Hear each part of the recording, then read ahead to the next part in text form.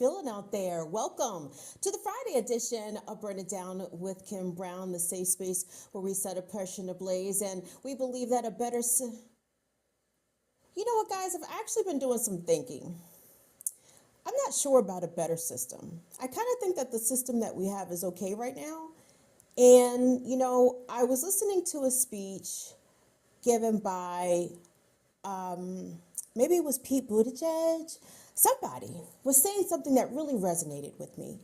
And they said that this year's election is the most important election of our lifetime. And it is so critical that all of us here decide to vote blue, no matter who, no matter who. It doesn't matter who runs as a Democrat. We just have to make sure that we support the Democrats because they are the ones who probably, maybe within the next 1,000 years, will help us vote our way to incremental freedom. Won't you join me? Vote blue, no matter who. April Fools, y'all know what time it is. Stop playing with me. April Fools, stop that. The most important election of our lives have already probably happened. And I sincerely doubt if 2022 nor 2024 is going to be the most important one. And even if it was, picture us voluntarily voting for the Democratic slate as it is currently being offered. What's going on, everybody? I hope you guys are having a good day. Happy Friday again. It's time for the show. And guys, we've got a great show. We've got a splendiferous show. And instead of wasting some time and even previewing my other topics, I think it is quite important that we get into the news, the jubilant news coming out of New York. You guys already know what it is.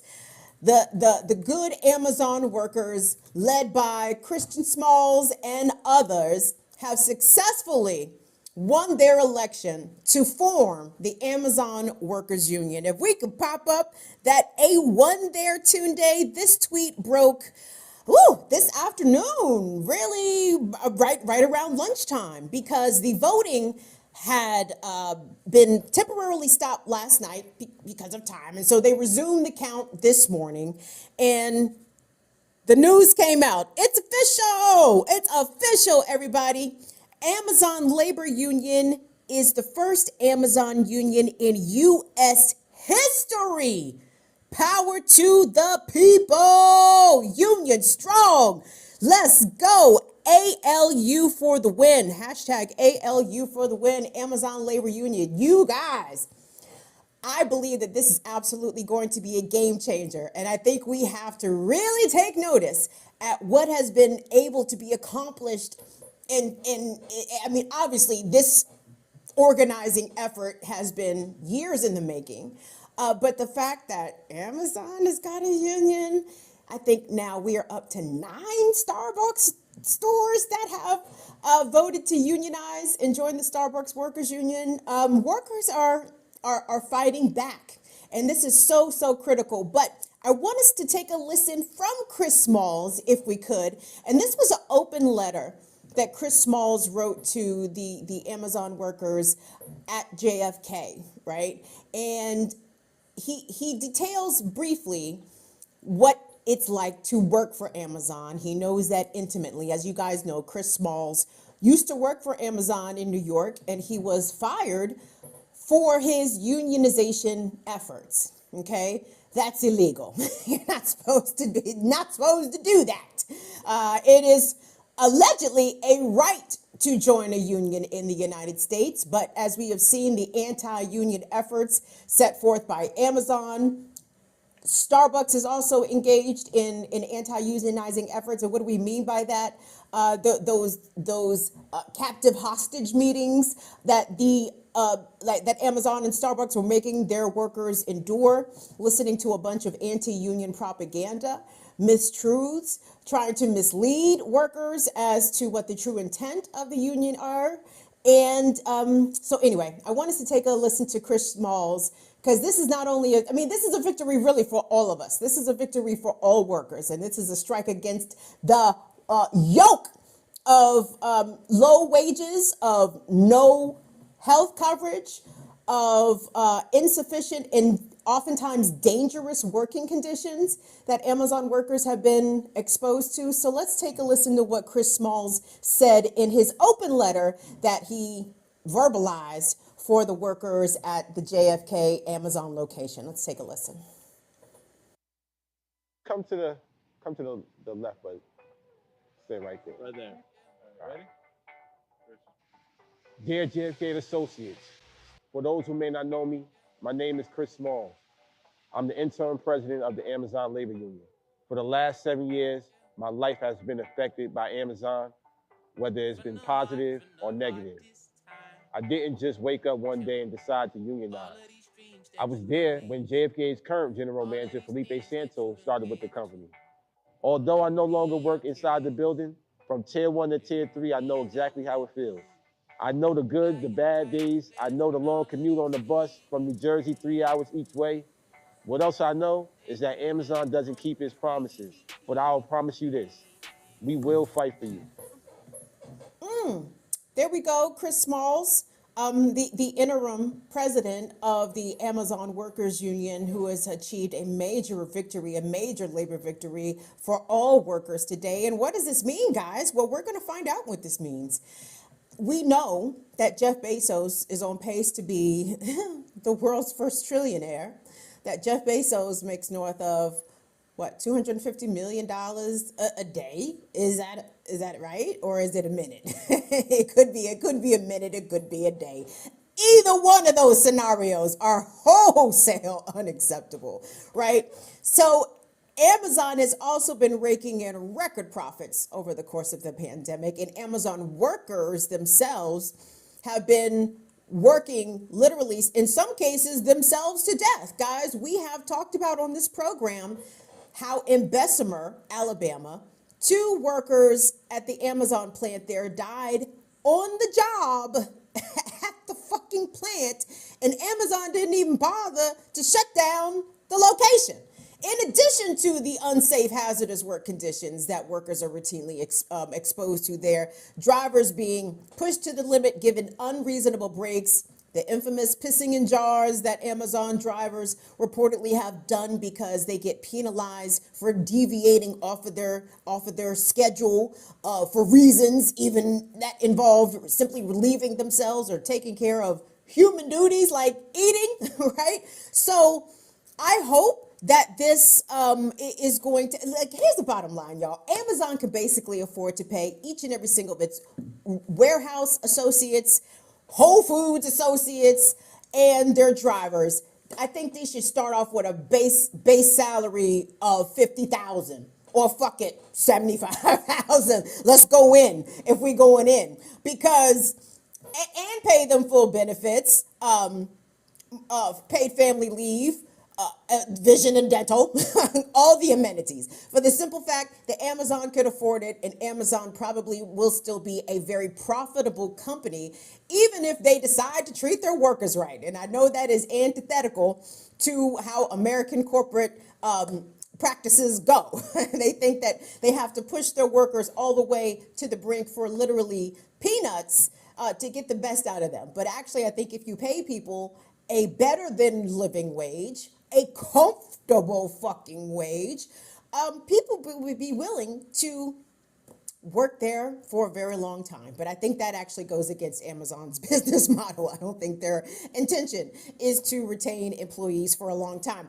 Now, guys, it's not just in New York where they were having the vote. And I just logged on to Big Mike's Twitter account, at Big Mike Union. Now, Big Mike is one of the organizers down there at Bessemer because, guys, they were still counting votes in Bessemer as of last night as well. And the latest posting from Big Mike on here was posted 8 hours ago. Let me read to you what it says. It says, "Good morning, everyone. The update about the Bessemer Birmingham campaign at BHM1 is that we have about 418 challenge votes left. So the fight must go on, and I will not stop until that last ballot drops. Yeah, I'm still holding on." I think Big Mike has good reason to be optimistic, and I hope this victory today in New York helped to, lift the spirits of the folks down in Bessemer whom, by the way, the reason why they're having a second election, as you guys, I don't know how to tell Fire Fam this, but the reason why they're having a second election is because the National Labor Relations Board ruled that in the first unionization election that Amazon used dirty tricks, captive audience meetings, anti-union propaganda, having the actual ballot box to receive the pro-union or anti-union votes, as it ended up being, right there on the grounds, discouraging organizers and from actually speaking to employees, affecting the traffic lights in proximity to the Bessemer plant, so organizers could not walk up to people sitting in their, I mean, just they behaved exactly as you expect a company owned by potentially the first trillionaire to behave, right? But I want us to hear from the RWSU, the president of the RWSU, okay? The retail workers, the DSU. Sometimes I forget all of these letters, so pardon me. But the retail workers. Let's start with them. The president of the retail workers gave a press conference talking about basically the un-American way in which Amazon is engaging and making it so difficult for their workers to unionize, right? Like, this is not supposed to be a difficult thing. If the majority of the people working at said place agree to be represented by the union, it's not supposed to be an arduous process. But of course, power concedes nothing without demand. So I want us to take a listen. This clip is courtesy of WVTM 13 down in Birmingham. And the president of the RWDSU had some things to say about the way they felt that Amazon is behaving. Let's take a look at that. But for too many workers, it has become incredibly difficult to simply exercise their right to have a union. Workers in this room will give testimony to the challenges and difficulties to unionize. It should not be this way. It should not be so difficult to organize a union in the United States. The system is all too often rigged against them. But despite the odds, working people in America must continue to stand up. It's the only way to force employers to start treating their workers with the respect they deserve. I don't think it's the only way, but I think it's a good way. I think another way that workers can demand the respect of the employers is to walk the fuck out. We got to do this general strike. When's good for y'all? Memorial Day weekend? How about that Tuesday when we come back from the holiday? Like, listen, I seriously, and honestly, I'm not trying to trivialize it at all, but I wish that it was as simple as, can we just pick a day? Can we all just agree on a day, a work day, not a weekend day, preferably? I mean, but we got to walk the fuck out of work, right? Are y'all ready to walk out? Y'all been ready to walk out? Okay. I think that's a definite way to get the attention of management. Tunde, if you could, please, could you pop up A3, that AL.com article? Guys, let me tell you about something additional that the Bessemer workers are dealing with, okay? This is a story that was posted in AL.com, Alabama.com, basically. The headline reads, "I feel very unsafe. The union alleges unsafe conditions at..." Initial thoughts. Why? Are we able to watch everything? Why is this talking? It's talking. I guess initial thoughts are we've got a lot of work to do at TSN to help Canadians. Okay.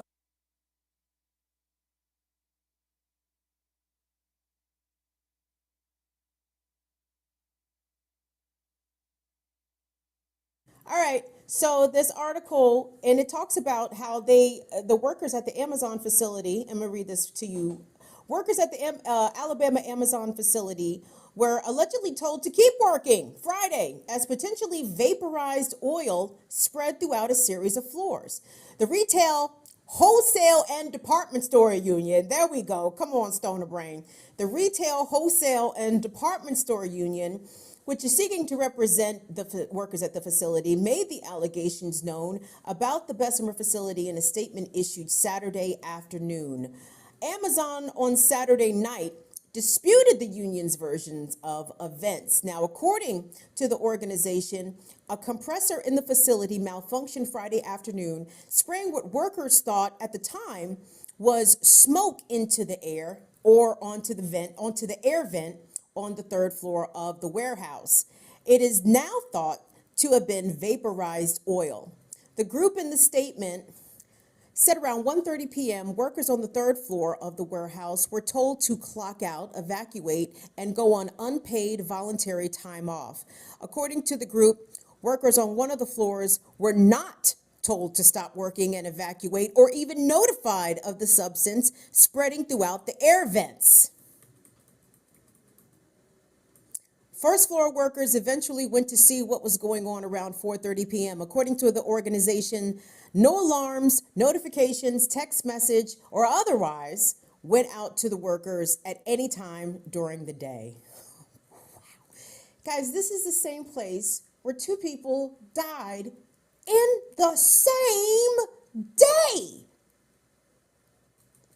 And they didn't stop working. Around 5:45 p.m., workers were told to leave the facility via word of mouth.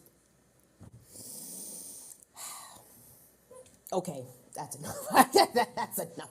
That's enough. That is plenty out of Jeff Bezos. Yes, I'm hoping that the Amazon Workers Union demands salaries. Fuck your 15. If they're not getting paid a $30 hour minimum wage, they need to be salaried ASAP. Every single worker at Amazon needs a salaried position with full benefits for the simple fact that Amazon and Jeff Bezos can fucking afford it, okay? It was the workers that created his wealth. He needs to redistribute he needs to distribute all of it, but the fact that he can redistribute such a tiny amount of his net worth, that would mean so much to so many, right? And it's like, Jeff, can't you just give up 10%, 20% of your wealth to redistribute to the people that continue to generate and create wealth for you? And the fact that Jeff Bezos is too much of a fucking capitalist, colonialist, piece of shit asshole to do that. Oh my God. See, that's why I ain't never gonna have money, because my goal would be to try to help as many people as possible, not give a pittance of my net worth that I'm going to eventually use as a tax defray anyway, right?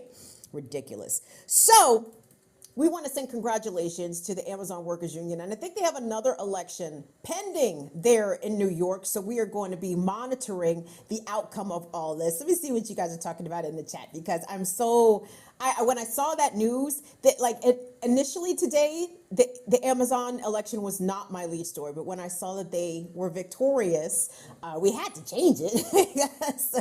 I mean, we stepping on Bezos' toes out here. That to me is a significant big deal. So thank you guys. Hey, what's going on, everybody? See, I was too busy trying to get my April Fool's joke off to say what's up to my folks out here. What's going on, you Wakata? Come through. What's up, Ursula? I see Talisha up in here. What's up, Net A? Big Till is in the building. We got Chuck Diesel in here. It's Court. I don't see Grandma Court. Hey, Courtney. Latif, come through. Manta, you joined his way. Oh, it's Tasia. Okay. My bad, Tasia. My bad. Look, well, switch it back to Tasia. Because by the time I got to the end, I was like, oh, it's Tasia. But that's what's going on. What's going on, Valley Girls? Vesper X, Alicia, my niece is up in here. Yeah. Okay, good. Yes, y'all, this is just the beginning. If the Starbucks if the Starbucks workers can get it done, if these Amazon folks can get it done in New York, I think it is game on from here on out. And it's just April. It's just April. Oh my gosh, these corporations are going to be so scared. I would like us to move along here, guys, because what's happening at Amazon obviously is not the only labor action going on. And out in Los Angeles County this past weekend, actually this was Monday. think they did this, actually, no, yeah, this was over the weekend. They did this Cesar Chavez Day. Yes, indeed. I'm pretty sure, yes. So I wanted to take a look at what was going on. So there was, this was good. So this was union solidarity on display at its absolute finest. So what we're going to see here are some videos shot by SEIU, is at 71?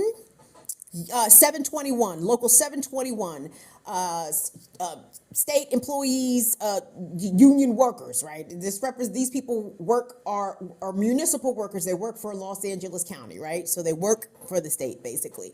And it was SEIU 721.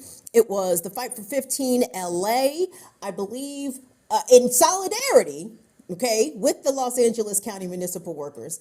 In solidarity, the IATSE workers came out, the International Association of Stage Theater employees, basically the people that, work for Hollywood and do entertainment stuff. The IATSE carpenters came out, the farm workers came out to stand in solidarity with the LA County workers. And this was kind of a big deal. Like, they took to downtown LA. It was a lot of people out there, guys. I was very, very impressed.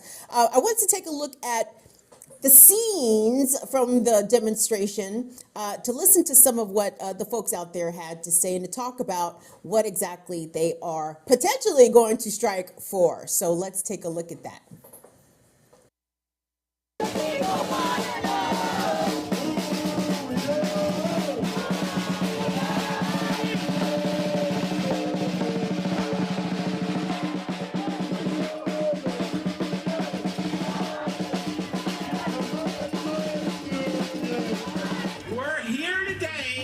To let LA County know that we are not afraid to strike. Is that right?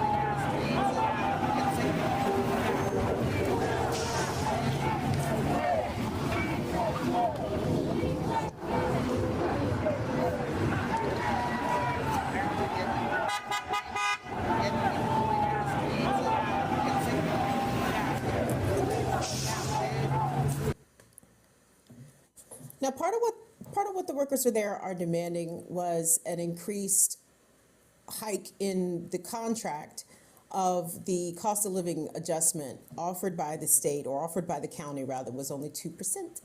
2%. 2%. This was actually Thursday, by the way.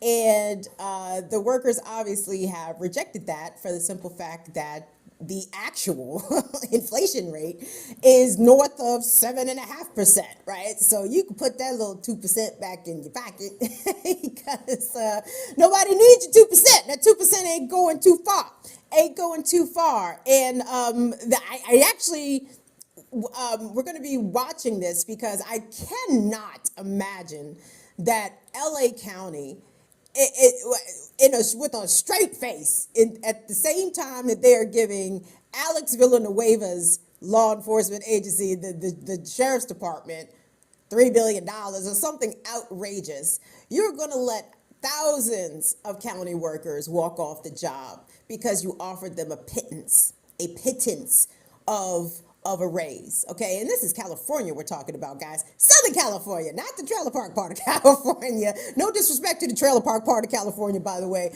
But we're talking about LA County, baby. It's not cheap. That's a high rent district, okay?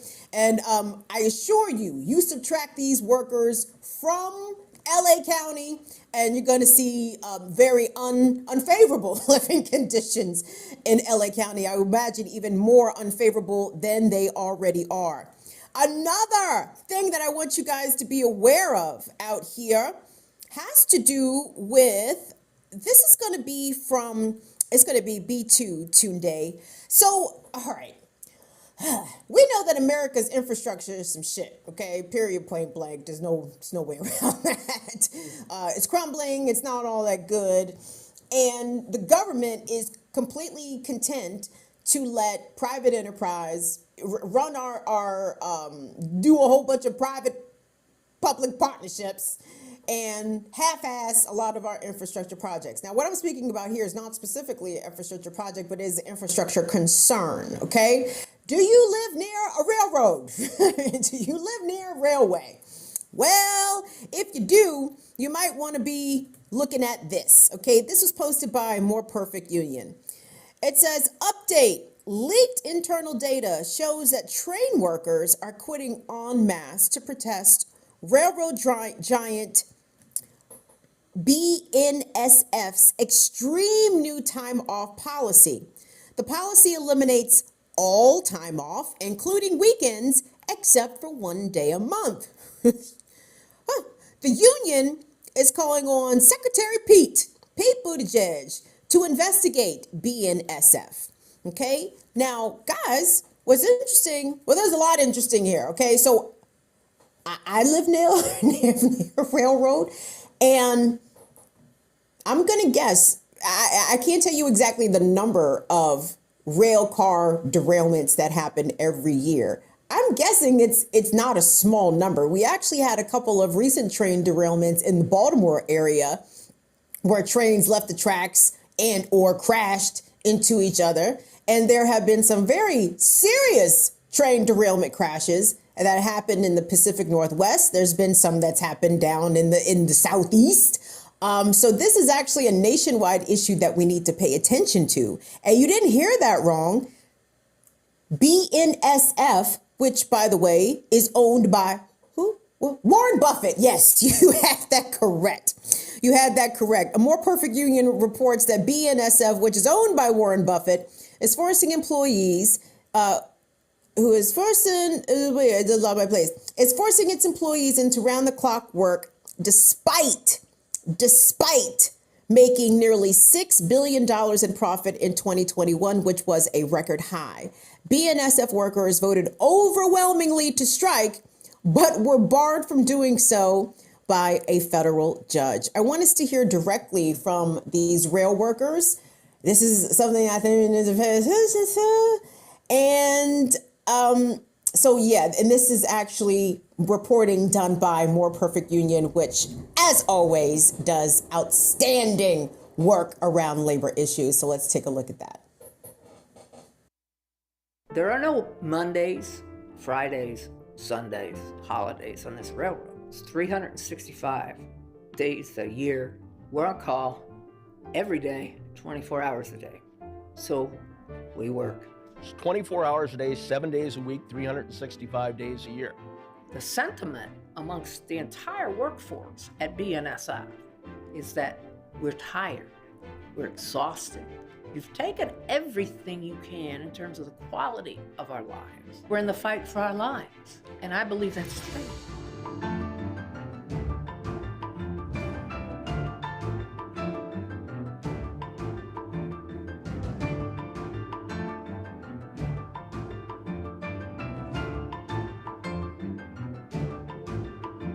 This is going to isolate people from their families, from their friends, from their communities. What's this going to do to their mental health? What's this going to do to their emotional health? This policy looks like it was written by a cadre of sociopaths. They have no idea of what they're doing. Furthermore, they don't care. We love our jobs. In many cases, love the railroad. We love the work. It's been the most empowering job of my life. I wouldn't trade it for anything. At the same time, we work for sort of nameless, faceless, huge, in many cases now multinational corporations of great wealth and power. The rail industry has in many cases robbed many of us of dignity and self-respect.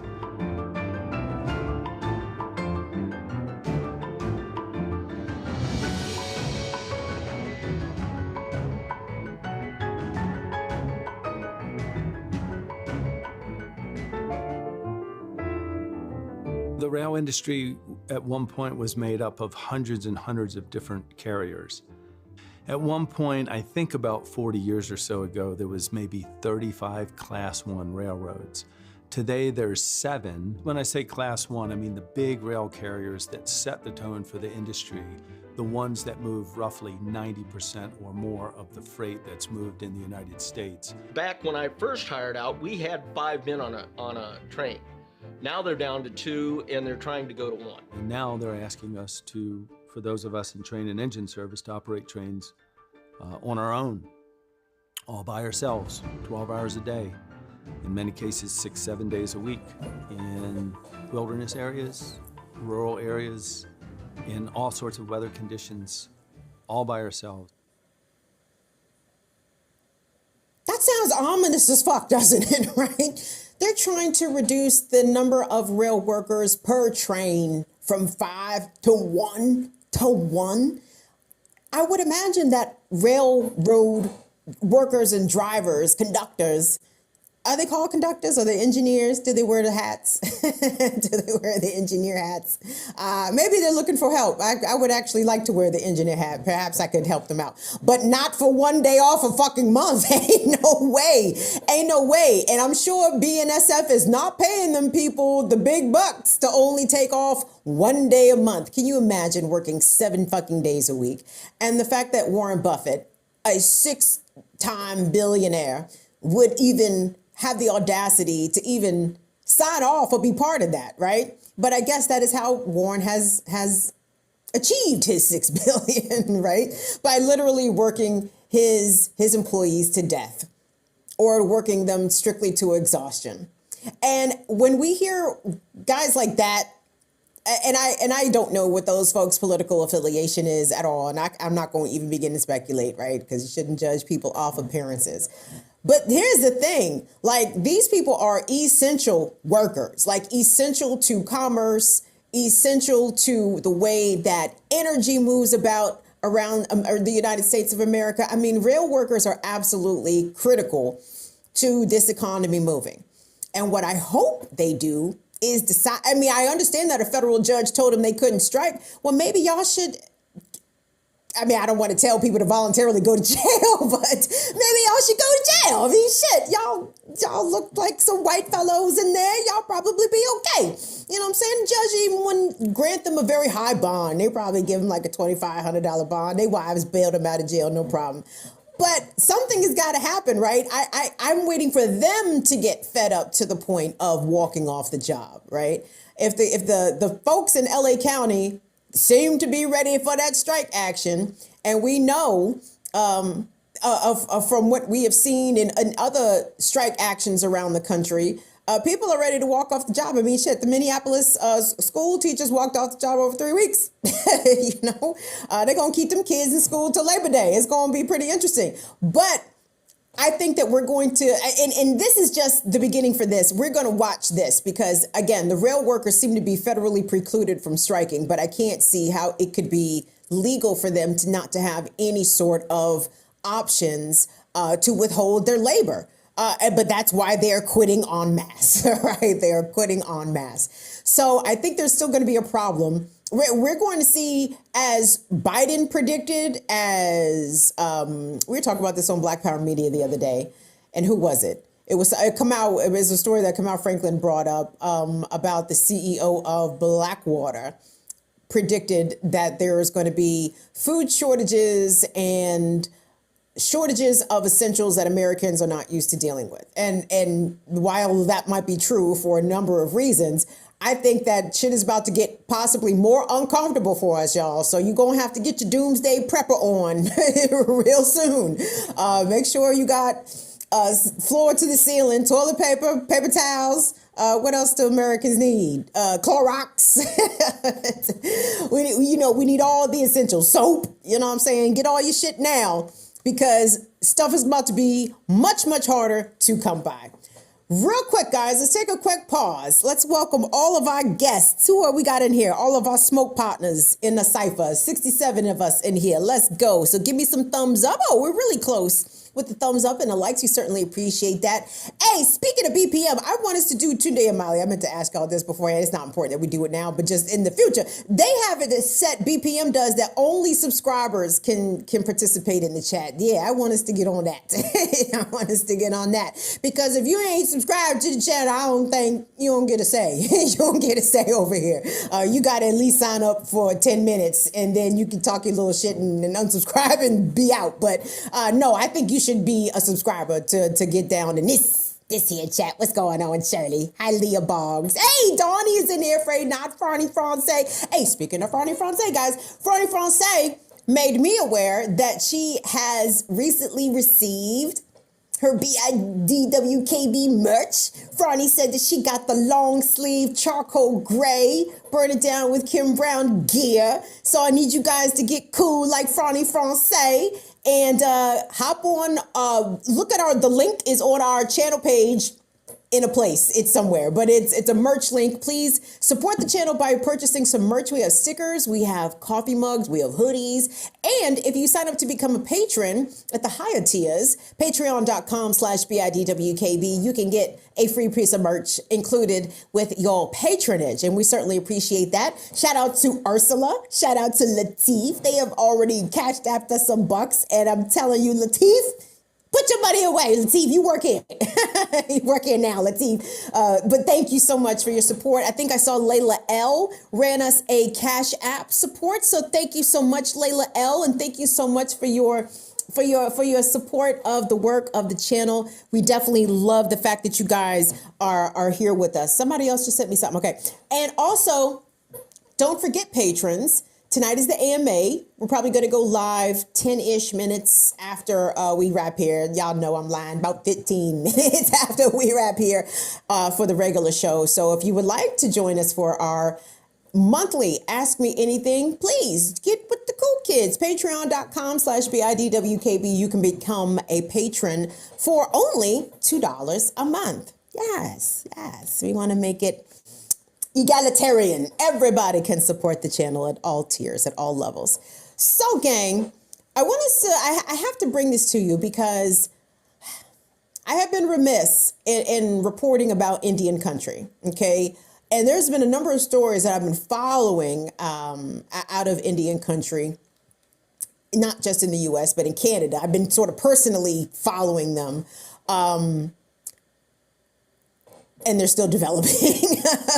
But this story was right there for the picking. Shout out to the Indian Collective because they told their followers about an action in Rapid City, okay?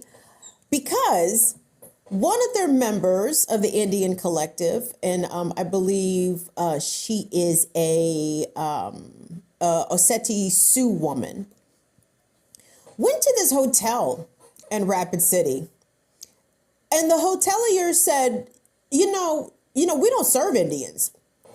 I'm sorry, what? She tried to rent a room.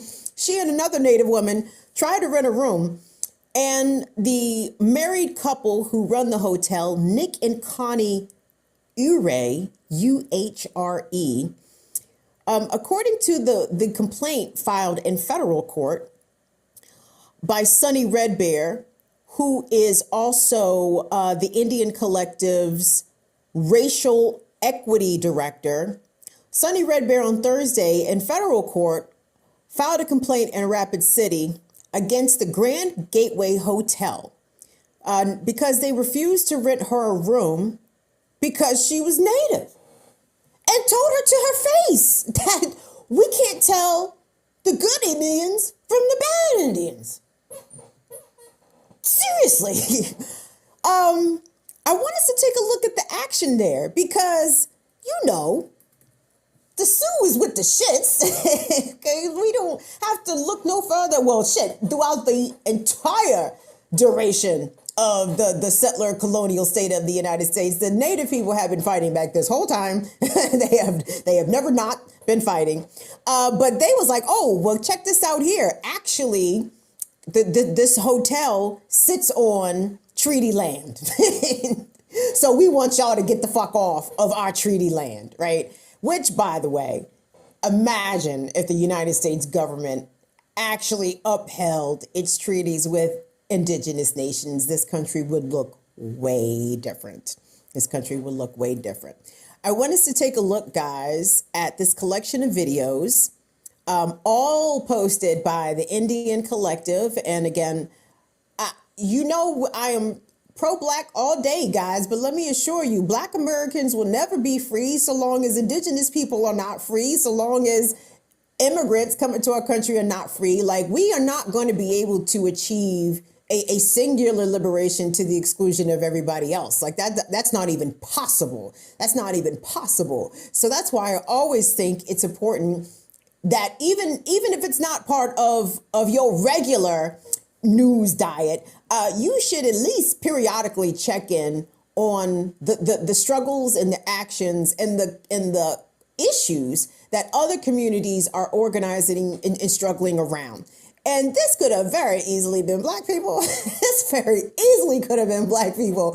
I'm sure it is Black people at some place in this country. Black folks are still being denied service. And the fact that, but oh my God, to be denied service on your own land. I mean, it even, treaty land, the Sioux people need to look at that land as they land. And yeah, fuck that shit. So let's take a look at C2, guys. The first person that we're going to start to see is going to be Sarah Manning. Sarah Manning is the Indian Collective Communications Director.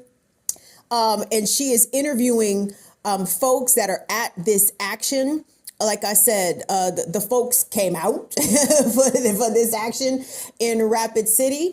And let's take a look at what the folks out there were doing to stand against these colonizers who had the audacity to refuse Native Indigenous women service and a stay at their hotel.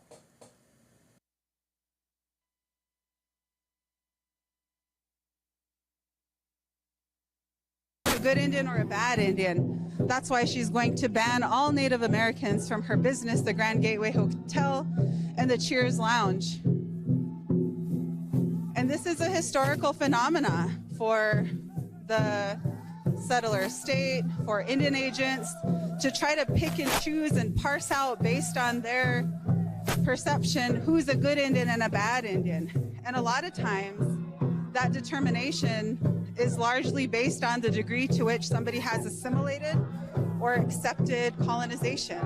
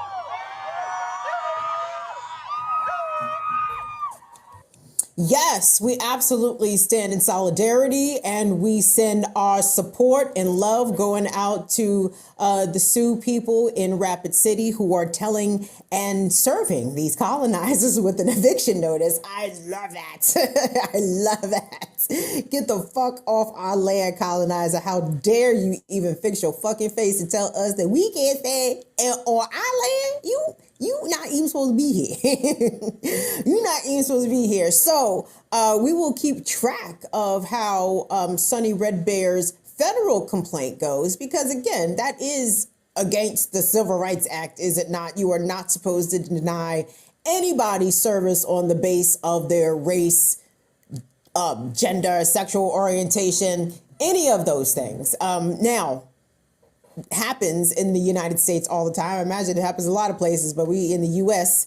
who claim to be past that race racism shit, right? No, no. The U.S. is absolutely not past it. What else we got going on here? Hello, land back. Tell them, Tyler Hackner. Exactly. Run us the land back. Run us the land back. And then the indigenous and the Africans here, we got to work something out because shit. Now, granted, I think all of us Africans need to leave. We can go back home. I think they let us back in. I hope anyway. I don't want to be here. Have I said that before? Let me just reinforce that position that I am very firm on. Speaking of not wanting to be here, you know who doesn't want to be here, who don't want to show up to work and do shit? It's Congress. It's Congress. Or when Congress does something, they think that they actually did something and they actually did very little. And they go around and pat each other on the back and approve themselves 21% pay raises, give the cops $30 billion more, give the military $800 billion more. Who cares? Who cares? As long as the war machine continues to be fed, Congress feels as though they have done their job. Well, here's something that Congress thinks that they actually stunted on, at least the House did. Have you guys seen this story about the insulin bill that the House passed, capping the price of insulin at $35, right? And this was a Democratic-led effort. And it, in the words of Indigo Montoya, I do not think it means what you think it means. And while the Democrats are falling all over themselves to congratulate themselves on addressing a sliver, though extremely significant, portion of the failure of the American healthcare system, we have tens of millions of people in this country who have diabetes, tens of millions of people who require insulin. And the price of insulin has been going unchecked now for what? For people who use insulin. When did the prices really start to get out of control? 15 years ago? Maybe even 10 years ago, right? I mean, insulin used to be an affordable thing, something like $6, $12.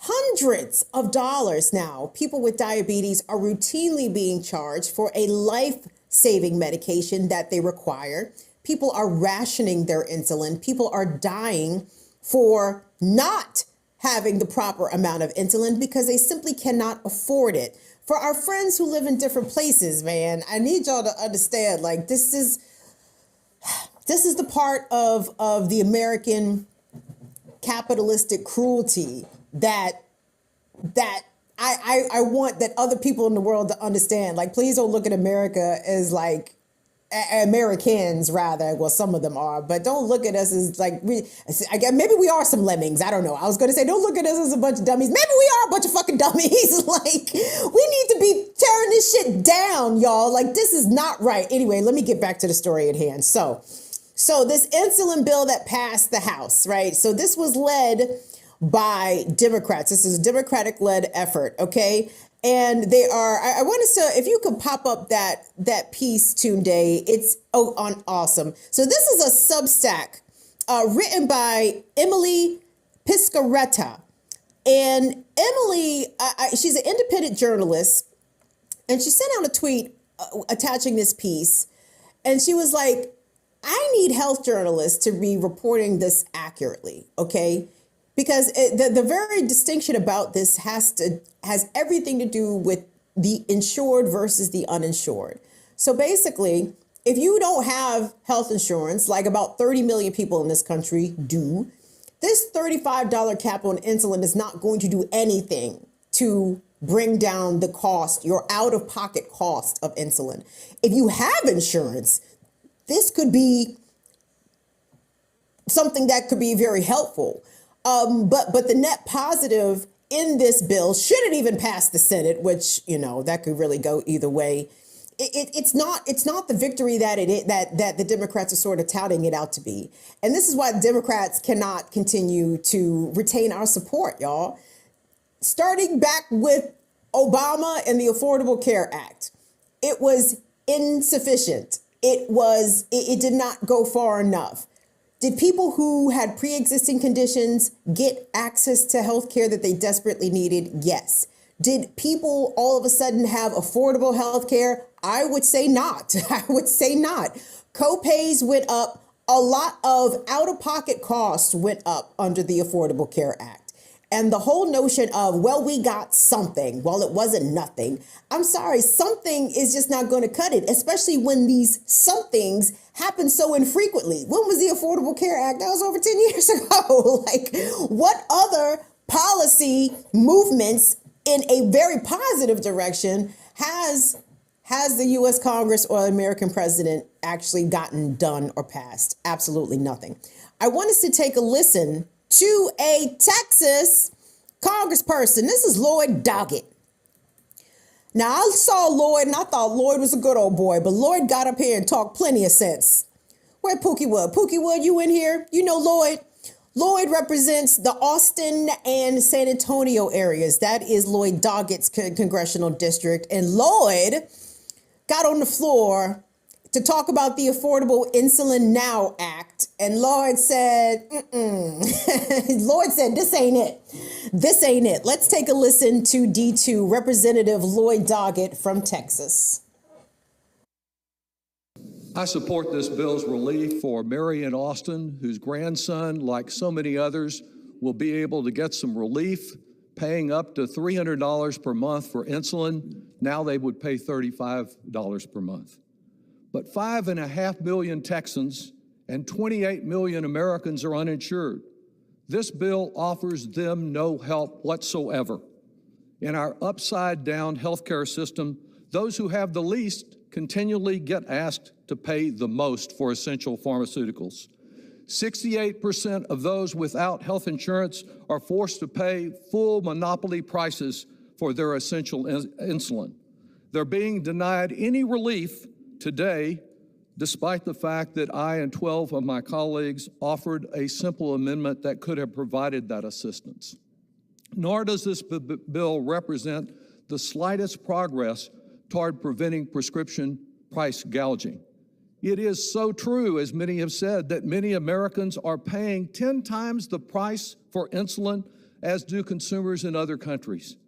This bill does not do anything, however, to lower it to 9 times. Indeed, this bill does not lower the price of insulin by 1 penny.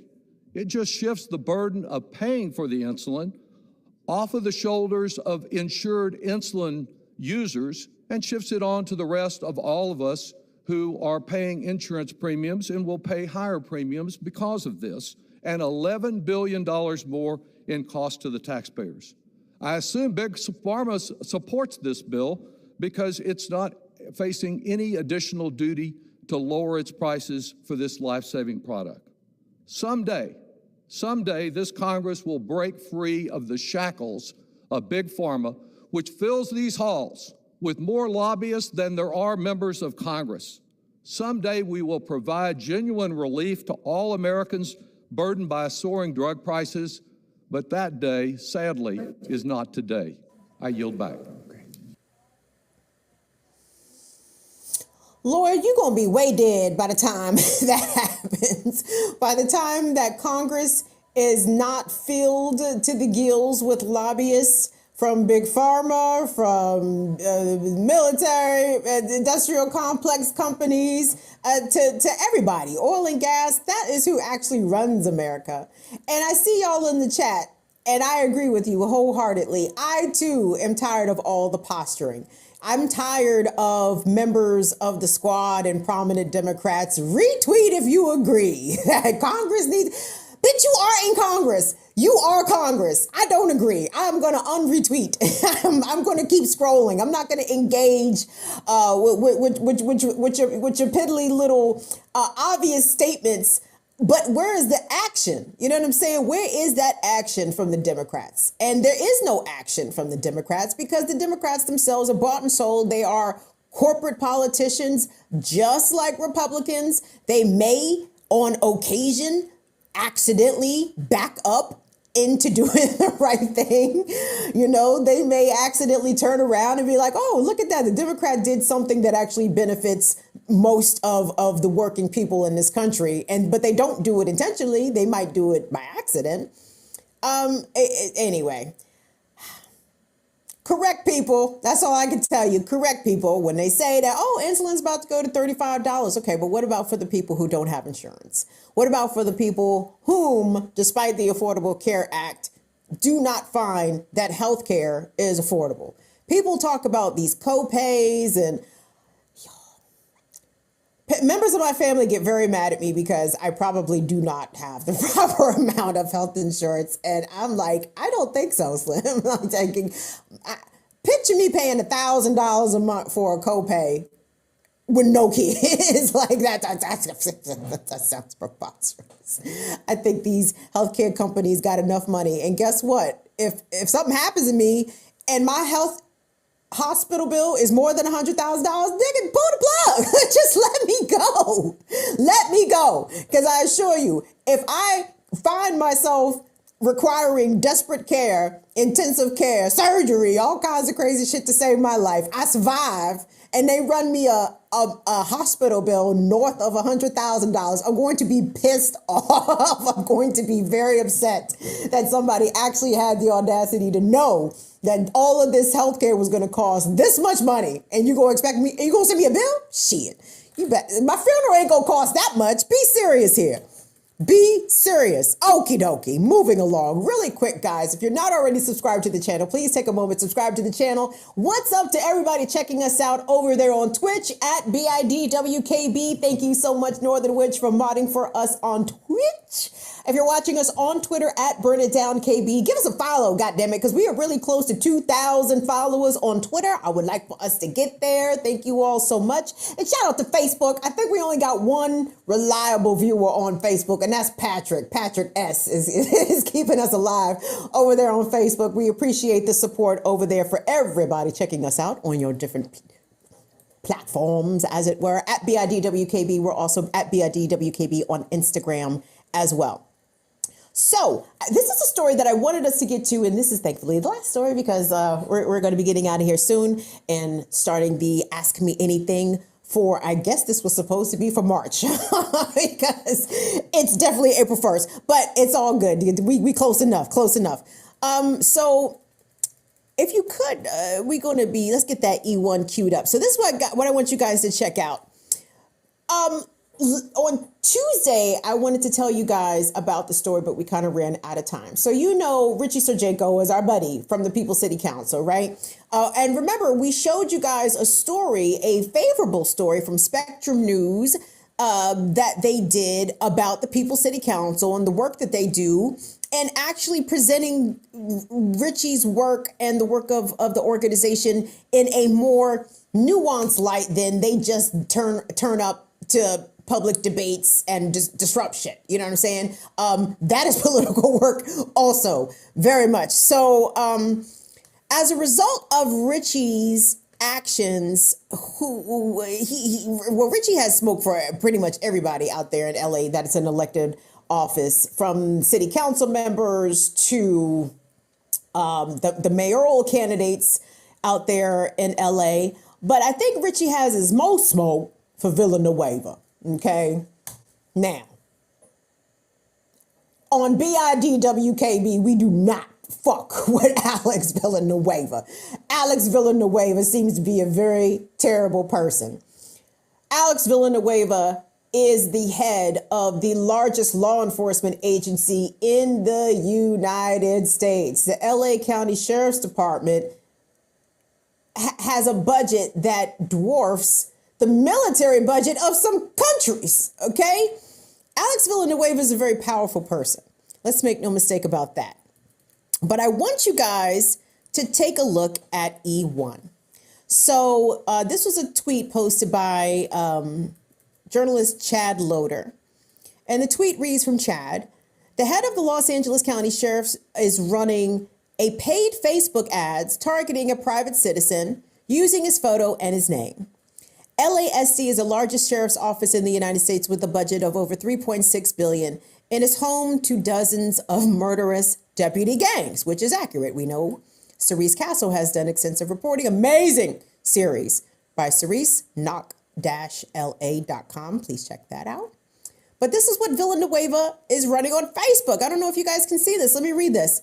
This is a Facebook post from Alex Villanueva, LA County Sheriff. It's a sponsored ad paid for by Villanueva for Los Angeles. This is something that the sheriff's own campaign is paying for. And it reads, meet the Massachusetts native, Comrade Richie S. of the Marxist LA People's City Council. He is the leader of a campaign to remove Sheriff Villanueva from office. On a good day, his quote coalition has enough people to play basketball, but mostly it's him on his computer attacking various Latino elected officials, the self-appointed leader of, and it goes on.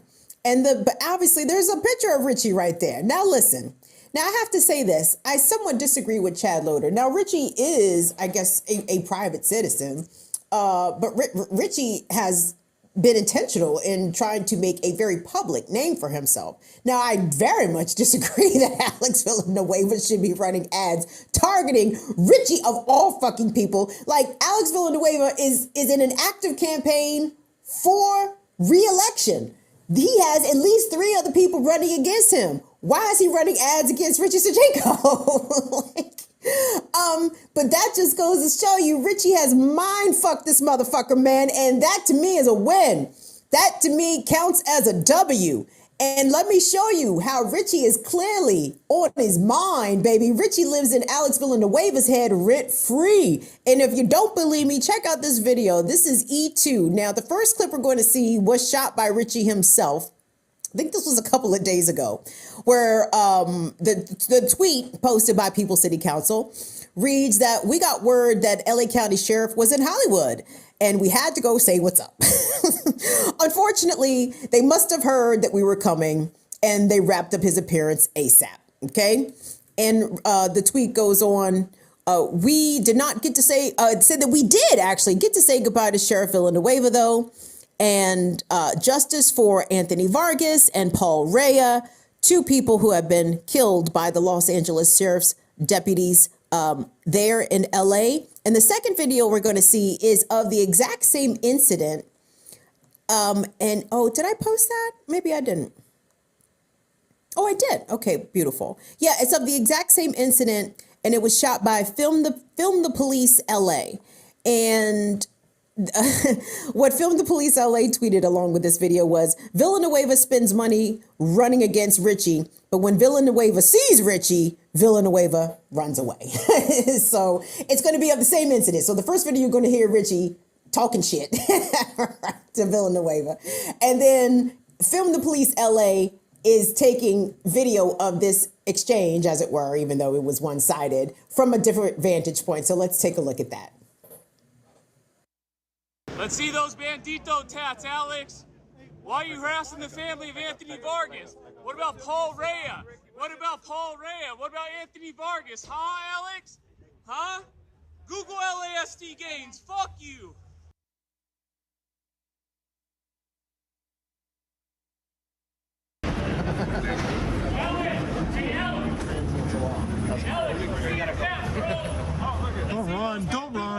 Don't run. Come on now, don't run. Come on, Alex. Let's see those tattoos. Come on, let's see those tattoos. Hey, why do WeHo cops spend so much time outside of WeHo?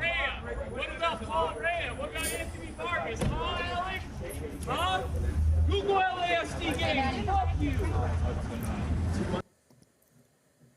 Do you see Liu Kang in the chat? Liu Kang summed it up perfectly. Bro is on his bumpers, dog. Can you imagine the sheriff, the LA County sheriff? You show up and he leave.